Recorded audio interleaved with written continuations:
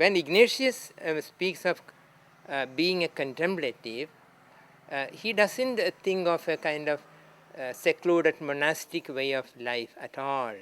But he says that we should feel the dynamic presence of the divine within ourselves and in nature, everywhere. See God in all things. That was his contemplative experience, which ultimately means see the divine permeating through all beings. Isha Vasyam Idam Sarvam. That is Isha Upanishad, that is Ignatian spirituality.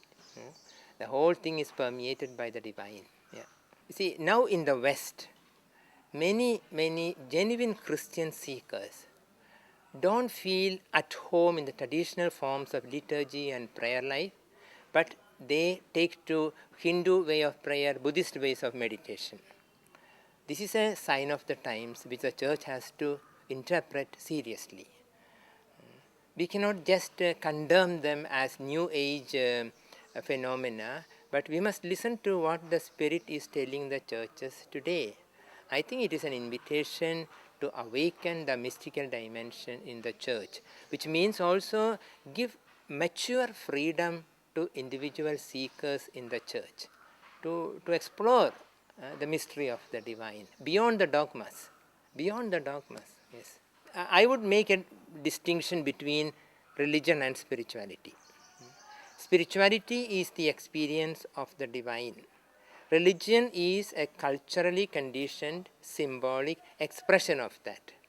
And there are varieties in the expressions. The varieties have to be respected. But go deeper and deeper into the realm of spirituality, we do sense converging lines. I do not want to say that all religions are the same. Not at all. But at the level of deep spirituality, all religious seekers meet. I am convinced of that. If we really believe in the incarnation of the Word, then we have to draw the consequence and develop an Indian church, not a church in India. Because the church and the Christian faith has to really strike roots, incarnate itself on the Indian soil. And for that, the soil is very spiritually very fertile too. It is not at all a kind of competition with Hinduism or Islam, not at all. We remain true to a Christian message, but we will have a lot of, let's say, cultural elements in our religious expressions. Personally, I don't see a conflict between contemplation and action. It is like the root and branch of a tree. I mean, there is no branch without root and no root without a branch. So contemplation and action, let's say, fertilize each other. One goes into the other, one grows through the other. So contemplation is the root dimension of social action, you can say. But we Christians tend to give more importance to action, which is okay.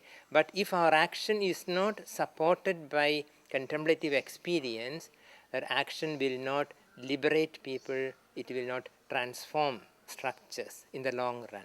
And then there is a danger that our actions get either commercialized or politicized. This is a twofold danger on the religious landscape in India. Merchants and politicians infiltrate into the religious landscape.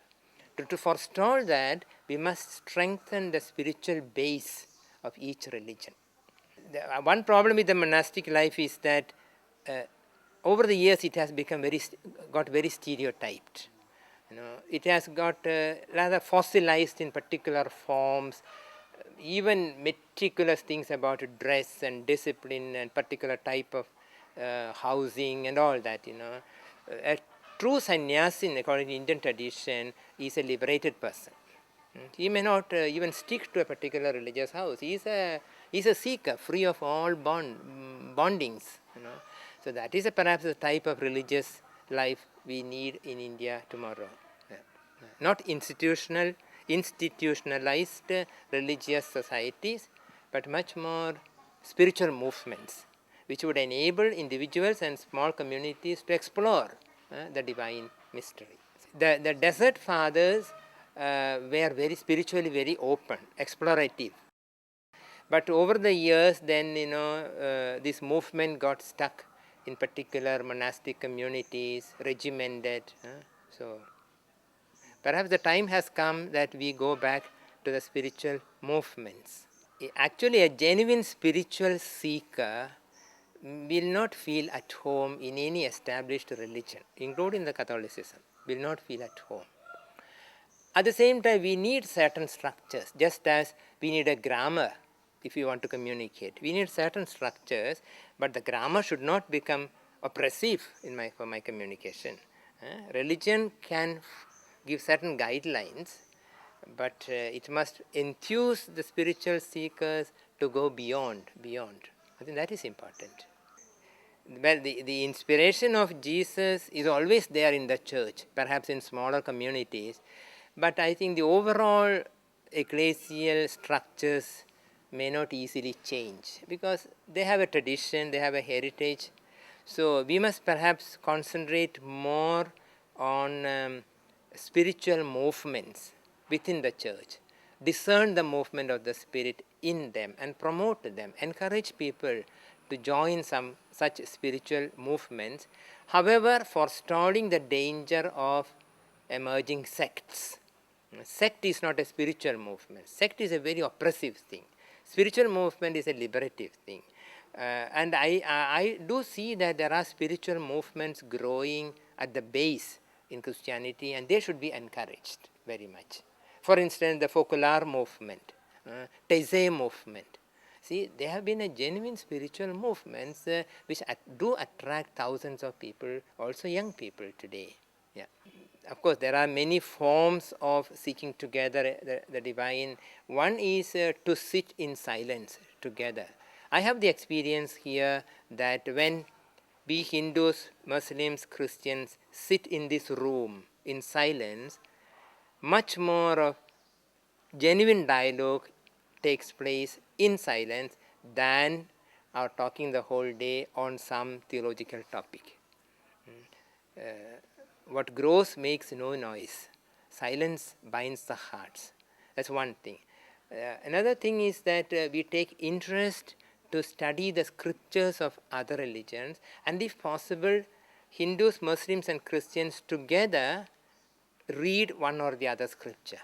Let a Hindu explain John's Gospel to me. I would like to listen to that.